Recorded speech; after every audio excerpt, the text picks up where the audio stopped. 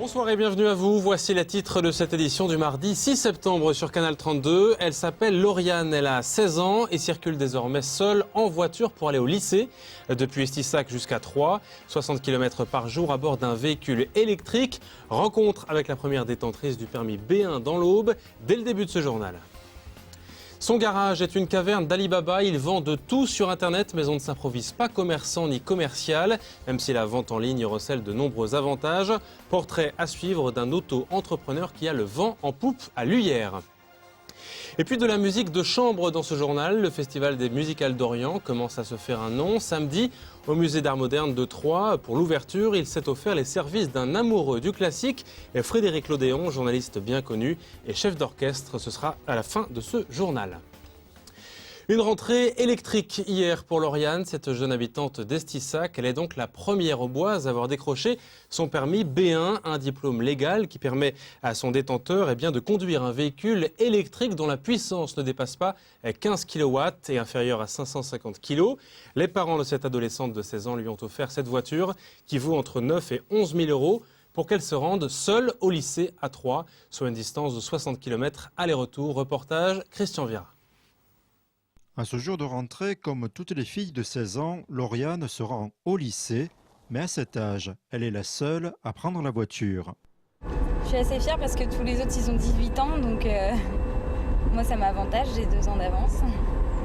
Ceci est possible grâce au permis B1. L'examinateur, c'était la première fois qu'il voyait ça. Donc ça a surpris un peu tout le monde quand j'en parlais. Le permis B1, qu'est-ce que c'est spécial, qu'est-ce que tu as le droit de conduire? Le permis B1 se limite aux voitures d'une puissance maximale de 15 kW et d'un poids maximum de 550 kg. Comme une voiture normale, Lauriane a dû obtenir son code et réaliser 20 heures de conduite en auto-école avant de se rendre seule au lycée à 70 km/h maximum. La première chose qu'ils vont voir, c'est que c'est une petite voiture, donc tout le monde va me charrier. Mais d'un côté, si on m'en parle, je dirais pas oh non, c'est la honte ou ça, je serais fière de présenter quoi, parce que j'aime bien. C'est que des avantages pour se déplacer et être autonome, c'est pratique.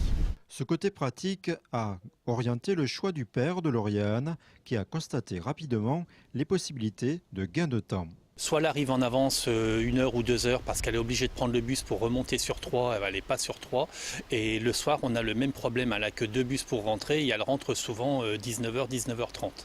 Donc dès que j'ai compris qu'elle pouvait passer son permis comme un permis B, donc rouler en toute sécurité, non pas comme une voiture sans permis, mais vraiment avoir passé son permis et avoir un véhicule dans lequel elle est à l'abri des intempéries, de la pluie, qui est éclairé, qui est sécurisé, je me suis dit ça va quand même beaucoup aider pour éviter des allers-retours. Mais à l'issue de sa journée, Lauriane va apprendre que la voiture en ville ne présente pas que des avantages.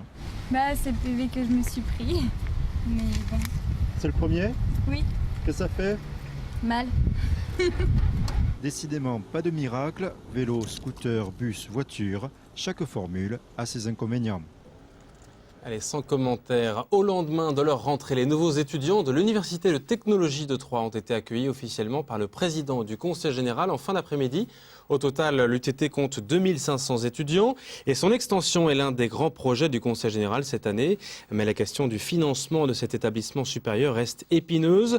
Le directeur s'en est plaint publiquement ce matin dans la presse locale. Écoutez la réponse du président du Conseil général et fondateur de l'UTT, Philippe Adneau. Ce qu'on a lu dans la presse ce matin n'est pas original. Depuis la création de l'Université de technologie, nous avons toujours eu moins de budget que les autres. Pour une raison simple, nous sommes nouveaux, nous progressons, les autres régressent. Et donc fatalement, ils sont sur des situations acquises et ils veulent conserver leur budget. Et nous, on est en augmentation et donc on a nécessairement un problème de progression du budget. Et personne ne sera étonné que dans le contexte actuel, c'est difficile de faire progresser un budget. Donc moi je suis très optimiste et j'en suis d'autant plus optimiste que nous allons lancer l'opération de la 2e extension et nous avons déjà une première partie des travaux qui est faite et qui sert à recevoir l'école polytechnique qui bientôt va elle aussi avoir ses locaux mais qui entre-temps est déjà en train de travailler avec l'Université de technologie. Et le chantier de l'extension de l'UTT doit commencer cet automne. Au départ, ce devait être un job d'appoint. À l'Uyère, David Hart s'est lancé dans le commerce en ligne il y a maintenant plusieurs mois. Et vous allez le voir, cet auto-entrepreneur l'apprend à ses dépens parfois, même si son affaire continue de grandir. On ne s'improvise pas commerçant ni commercial. Il faut du temps, du savoir-faire et aussi de l'espace. Damien Ardois. Ça ressemble à la caverne d'Ali Baba. Il s'agit en fait du garage d'un auto-entrepreneur à l'Uyère. David Hart a ouvert son premier commerce sur Internet début 2009. Il est désormais à la tête d'une plateforme de vente en ligne baptisée J'ai de tout. À cela s'ajoute une dizaine de mini-sites. Vendre sur Internet, c'est né il y a plusieurs années. Lorsque je faisais les vides-greniers, j'ai vu qu'il y avait des choses intéressantes à faire. Ensuite, lorsque la problématique s'est posée, que mon épouse est partie travailler en tant qu'infirmière libérale, il n'y a pas que des mamans entrepreneuses comme on voit régulièrement à la télévision, mais il y a également des papas. Donc ça me permettait de gérer mon emploi du temps et de pouvoir également gérer l'emploi du temps de ma fille. Pour gérer efficacement son temps et son stock pour répondre aux commandes en 48 heures, celui qui est toujours infirmier de profession a dû s'improviser chef d'entreprise pour diriger un site le plus professionnel possible. La grosse difficulté d'être auto-entrepreneur, c'est que vous devez être juriste, il faut être comptable, il faut être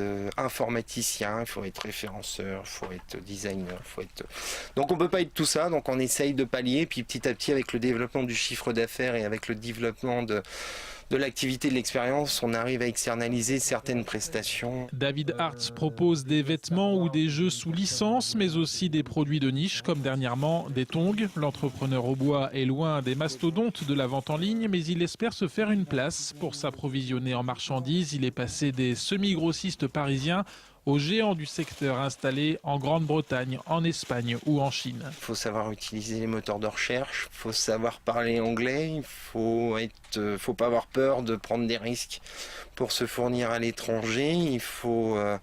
Et puis il faut aller directement près du grossiste. Il ne faut pas avoir peur d'être un petit auto-entrepreneur et de contacter une grosse boîte et de les enquiquiner.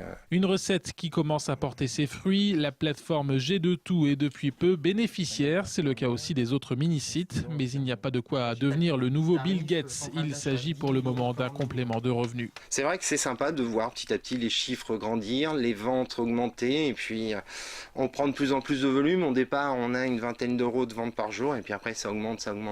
Ça représente des volumes de colis expédiés très importants, qui font d'ailleurs la joie et le bonheur de la petite agence postale de Crenay. Plusieurs centaines de commandes sont ainsi préparées chaque mois. L'entreprise grandit et les ambitions avec. David Hart se prévoit à court terme l'ouverture d'un point de retrait de marchandises dans l'agglomération troyenne. Et en attendant, le site de David Hart est accessible à l'adresse suivante, gdetout.fr.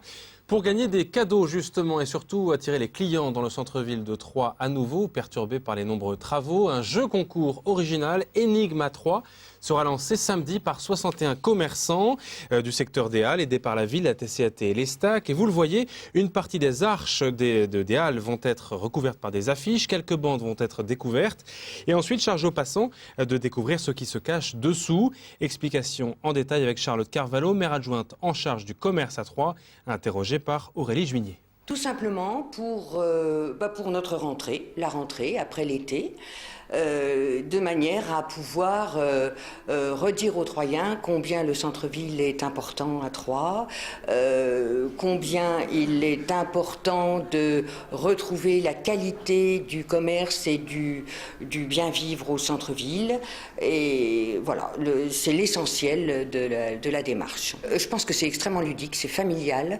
À partir du moment où il y a un mystère à découvrir, je pense que là vraiment tout le monde va jouer le jeu au vrai sens du terme. Et la valeur totale des lots est évaluée à 7 500 €. La première énigme sera découverte le samedi 17 septembre. Vous pouvez jouer à partir de ce samedi. Et cette énigme portera sur la thématique des fleurs. Renseignements complémentaires sur le site internet de la ville de Troyes. De la musique de chambre au pied de la cathédrale de Troyes, justement à quelques pas des Halles. Le festival des musicales d'Orient s'est ouvert samedi dans le cadre somptueux du musée d'art moderne. Le concert de lancement était inauguré par le journaliste Frédéric Lodéon. Il a rassemblé 400 paires d'oreilles attentives, dont celle de Cyril Tavernet. C'est au pied de la cathédrale, dans la cour du musée d'art moderne, que la 3e édition des Musicales d'Orient s'est fait entendre. 400 personnes ont prêté l'oreille à entre autres Vivaldi ou Telemann. La cathédrale, le musée sont des lieux chargés d'histoire qui s'accordent parfaitement avec la musique baroque. Toute personne qui est rentrée, qui a vu le parvis de la cathédrale et qui voit s'élancer comme ça une cathédrale devant lui, qui a derrière lui des bâtiments du XVIIe, ça apporte déjà une concentration, une capacité de se concentrer. Ensuite, nous avons fait nos preuves et on s'est aperçu que l'acoustique était particulièrement adaptée à tous ces concerts. Pour la première fois, le chef d'orchestre et présentateur radio, Frédéric Lodéon, était l'invité d'honneur de ce samedi après-midi.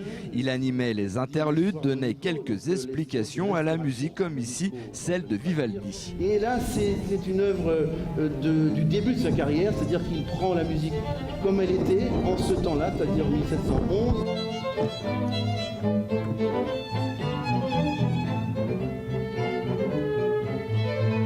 Et entre deux notes de musique, Frédéric Lodéon avoue être bouleversé par le charme de la ville de Troyes qu'il connaissait déjà. Et moi j'ai revu la ville que j'avais vue il y a très très longtemps à l'occasion de la venue de France Inter, mais ces maisons extraordinaires à colombages, ces incroyables architectures, cette ancienneté sublime, cette cathédrale qui nous domine là, c'était un plaisir, c'est vraiment tout à fait bouleversant. Bouleversant ou inspirant, comme pour Elena, violoncelliste belge, c'est la 2e fois qu'elle participe à ces musicales. Très très inspirant aussi en plein air, les gens peuvent juste écouter, c'est un peu plus relax que salle de concert. Donc oui, ça nous plaît, ça nous inspire. Et le public est conquis par la prestation de ces musiciens. On se déplace à chaque fois qu'il y a des grands concerts comme ça. Plaisir d'écouter de la musique parce que je connais les musicales, j'y suis allée l'année dernière et donc je reviens avec grand plaisir. Un plaisir qui se poursuit encore 2 semaines jusqu'au 16 septembre où la clôture de ce festival aura lieu à la Grange de Lusigny. Très très beau. Et le festival continue jusqu'à mi-septembre, jusqu'au 16 septembre précisément. Renseignements sur les horaires et les tarifs sur musicaldorient.org. C'est la fin de ce journal. Merci de votre fidélité. Très belle soirée à vous et à demain, même chaîne, même heure.